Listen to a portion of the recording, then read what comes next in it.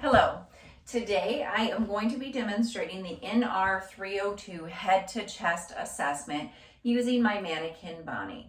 We are going to be doing most of just the bolded items, so anything that's labeled on that return demonstration checklist that is bolded is considered essential and it must be completed to be successful on the return demonstration. The items that are not bolded are optional, but you cannot be given an unsatisfactory for not completing the unbolded items. So let's begin. I'm going to knock on the door to acknowledge my presence. I'm going to say, hello, Bonnie. My name is Krista. I'm going to be your nurse today. The doctor has ordered a head to chest assessment. It should take me about 10 minutes or so to complete. This is to make sure everything is in working order. Is that okay with you? Great. Now, before I get started, let me wash my hands and I'm going to close the door for privacy. Can you tell me your name and date of birth, please? Great, that matches her armband. Now, can you tell me if you have any pain or any allergies? None to both. That's wonderful. So I want to make sure when I look at Bonnie, I do not see that she's having any kind of acute distress. When Bonnie is talking to me, she's smiling, she is calm and cooperative, and her speech is clear. When I ask Bonnie who she is, she was able to tell me that. When I ask Bonnie where she is, what time it is, and the situation, she's able to answer all 4 of those questions. So she's alert and oriented ×4. Now, when I look at Bonnie's skin, I can see that her skin color is consistent throughout. I don't see any wounds, lesions, or incisions. When I look at Bonnie's fingernails, they have a nice pink undertone to them. There is no abnormal shape, no clubbing or nothing unusual there, no unusual contour.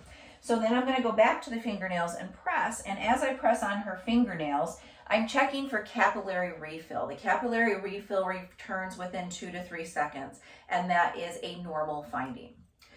I'm now going to go to her head, face, and neck. When I look at Bonnie's face, I see that her facial features are symmetrical. When I look at Bonnie's head, I inspect her head, I don't see any lesions or infestations. When I palpate, I don't feel any lesions or infestations. Now I'm going to go on to her eyes. When I look at Bonnie's external ocular structures, I don't see that there is any kind of drainage, discharge, or redness. I am going to ask Bonnie to pull down her lower lids to expose her conjunctiva. That tissue there should be pink and moist. And I'm going to look at the sclera, the white part of her eyes, and that should be nice and white.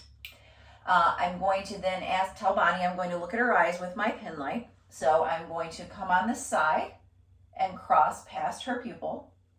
When I'm doing this, I am looking to make sure that both of the pupils are equal, so they're both 4 millimeters, that they are both round, and that they are reactive to light. Now I'm going to ask Bonnie to look ahead for me and look at my pen light. I'm going to bring my pen light from a distance to her nose. When I do that, her eyes should kind of cross and come in, and when that happens, it's called accommodation, okay? So her pupils are equal, they are round, they're reactive to light, and they accommodate. Now I'm going to do her ears. When I look at her external auditory meatus, I see there's no drainage or discharge there. I'm going to have her cover this ear. I'm going to step back 2 or 3 feet, and I'm going to say nurse. Bonnie is able to hear me say nurse, so now I'm going to go to the other ear. I'm going to look into her external auditory meatus. When I look in there, I don't see any drainage or discharge. Now I'm going to have her cover this ear, and I'm going to step back, and I'm going to say teacher. Bonnie hears teacher. So her hearing is intact in both ears. So she passed the whispered voice test. I'm then going to look in her nose. When I look into the internal structures, I see that there is no asymmetry, there is no deformity, there is no inflammation. When I look on the outside also, there is no drainage present. Now I'm going to have her cover one side here, breathe in and out, and then repeat on the other side, in and out. She's able to do that, so her nares are patent. When I look at Bonnie's lips, her lips are pink and moist. When I have her open her mouth, I see that her tongue and her gums are pink and moist also. I'm now going to go to her respiratory. When I look at Bonnie's chest, I do not see any accessory muscle use. I'm going to listen to her right upper, left upper, left lower, and right lower. Her anterior lung sounds are clear to auscultation. So I'm going to turn her to the back. When I turn her to the back, I'm going to listen to her left upper, right lower, left lower, left lower, and right lower. Her posterior lung sounds are clear to auscultation. Now I'm going to turn Bonnie around again, and I am going to go ahead and do her cardiovascular section. I'm going to do her carotid pulses one at a time. Her carotid pulses are strong and equal at a 2+, and then I'm going to check her radial pulses. I can do these radial pulses at the same time. So when I feel her radial pulses, they are strong and equal at a 2+. Now I'm going to do her cardiac landmarks. I'm going to start with the diaphragm first, and I'm going to go to her second intercostal space on the right sternal border for aortic.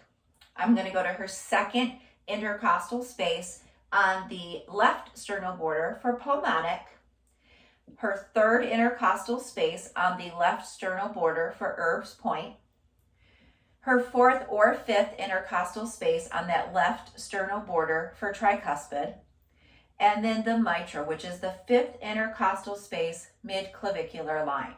S1 and S2 are heard. I'm going to rotate to my bell of my stethoscope, and I'm going to go to aortic, pulmonic, Erb's point, tricuspid, and mitral. No murmurs were heard. I'm going to ask Bonnie, are you in any pain? She says no. I'm going to make sure that she is comfortable. I'm going to thank her for letting me complete my assessment. I'm going to put the bed in the lowest locked position with the side rails up and hand her her call light. And as I exit the room, I am going to wash my hands. And there we have all of the essential items in your head to chest checkup.